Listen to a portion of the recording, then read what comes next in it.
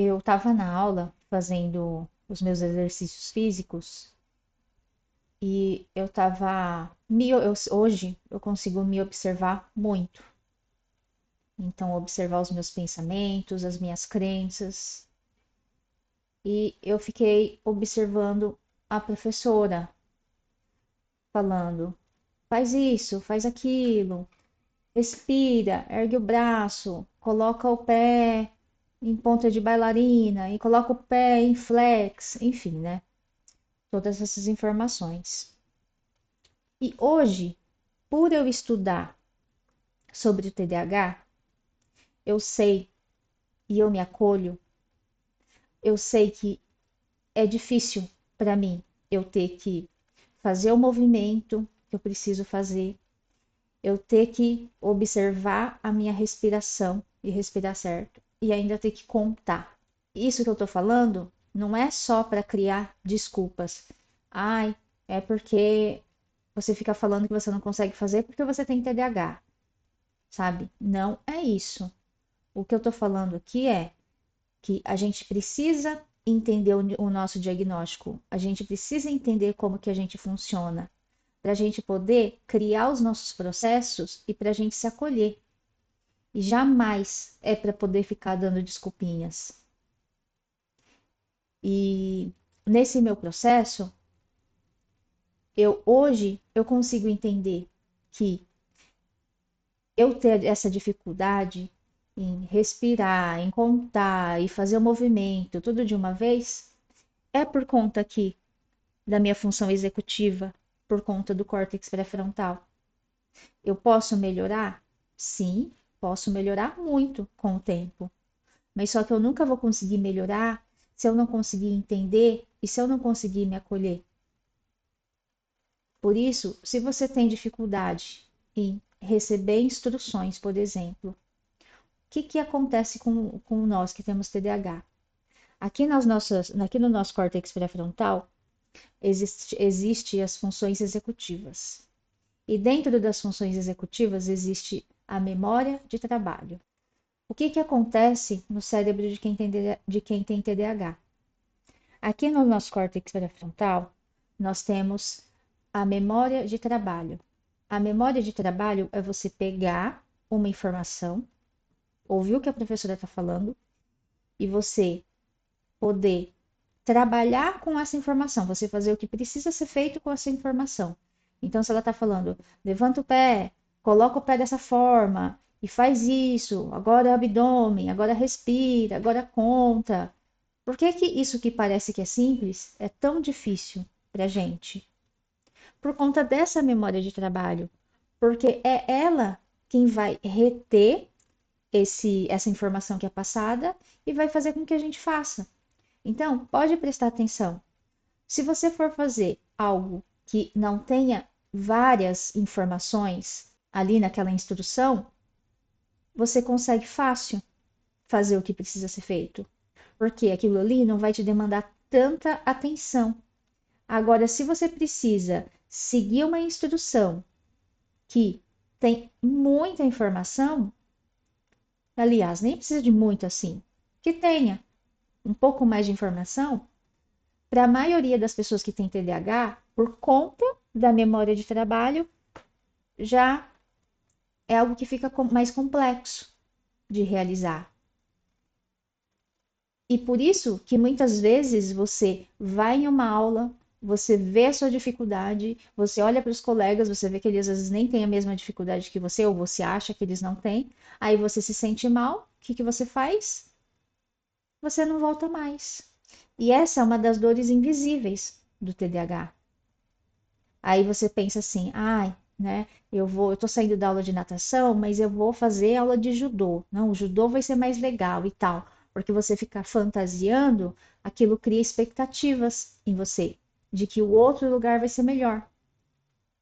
E você fica nesse ciclo sem fim, começando, parando, depois começa de novo, e aí chega um momento que nem você mais acredita em você. Mais uma coisa que você vai começar e você não vai se manter ali. Então chega um momento que nem você acredita em você, e muito menos as pessoas. Porque quantas atividades você entra e você não fica, você não permanece. E para contextualizar essa questão da memória de trabalho no TDAH, outro dia eu estava andando, eu ia passar por umas pessoas que elas estavam fazendo faxina aqui no condomínio, elas estavam lavando ali. E eu já estava já a uns 6 metros antes, uns 10 metros antes, eu já estava vendo que elas estavam ali lavando e que a mangueira ela estava enrolada, mas ela estava toda alta ali no chão. Só que aí, quando eu vi as pessoas, né, aquela tem um pouquinho de ansiedade social, eu fiquei, nossa, cumprimento, não cumprimento, como que eu ajo, tal, né? Eu não esperava descer e encontrar aquelas pessoas ali naquele lugar, passo, não passo, né? Pensando ali, o que que eu iria fazer? Vou por outro caminho. Só que no momento que, então eu estava vendo aquelas pessoas ali trabalhando, eu estava vendo a mangueira ali mais alta, só que no momento que eu fui passar, eu virei para olhar para as pessoas e eu tropecei na mangueira. E tipo, eu sabia que aquela mangueira estava ali. Então, para vocês verem como que o TDAH ele se manifesta na nossa vida, né? É uma questão, essa questão que eu estou falando, ela tem muito a ver, tem muitas coisas assim. Eu poderia citar muitas coisas, mas ela tem a ver com a questão de eu não conseguir colocar a atenção ali onde eu estava passando e que tinha a mangueira mais alta, e ao mesmo tempo ter que cumprimentar aquelas pessoas, e ao mesmo tempo dentro de mim qual comportamento que eu tinha que ter naquele momento, se era entrar, ir por outra porta, né, desviar daquele caminho, enfim, né? Ou não, não tem necessidade, posso passar por aqui. Então, eu acredito que quem tem TDAH deve entender isso que eu estou falando e deve pensar assim: nossa, eu achava que eu simplesmente era uma pessoa atrapalhada, que era uma pessoa esquecida. Que comigo também já aconteceu, de eu deixar minha blusa ali em um lugar, a minha filha tá a 2 metros e falar, 2 metros daquele lugar, falar para mim: mamãe, pega sua blusa na hora que você for sair. Tava ali já na porta. E passar uma outra pessoa, eu me distrair com aquela outra pessoa e ir embora e esquecer a blusa. Eu só não esqueci por quê? Porque a minha filha estava atrás e ela viu que eu não estava lembrando. Isso sim, em questão de segundos. E aí essas coisas vão acontecendo na nossa vida, a gente vai pensando assim, ah, é porque eu sou esquecida. Então não é questão de ser esquecida, de ser atrapalhada. Você vê como que o TDAH ele afeta a nossa vida, só que com essas situações pequenas, essas situações simples do dia a dia, a gente vai jogando a nossa autoestima lá embaixo. Nós ficamos achando que somos menos e que, ai, não, eu sou assim mesmo e tá tudo bem. Não, não tá tudo bem, porque você precisa se entender para você poder criar novas estratégias para sua vida. Para você não ficar achando que você que é esquecido, que você que é atrapalhado. Porque em cada acontecimento desse, simples, como eu citei agora, de esquecimento, de se atrapalhar ali na situação, cada situação dessa vai moldando os nossos comportamentos. E chega um momento que a gente não acredita mais em nós. E como a gente não acredita mais em nós, a gente não consegue dar o nosso melhor para o mundo.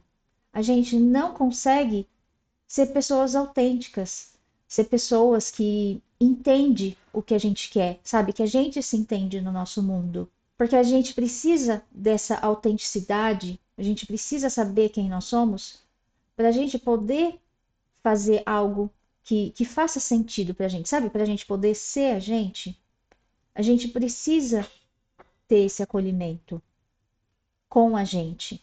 E muitas vezes a gente fica esperando isso de fora. Só que a coisa ela não é de fora para dentro, ela é o contrário.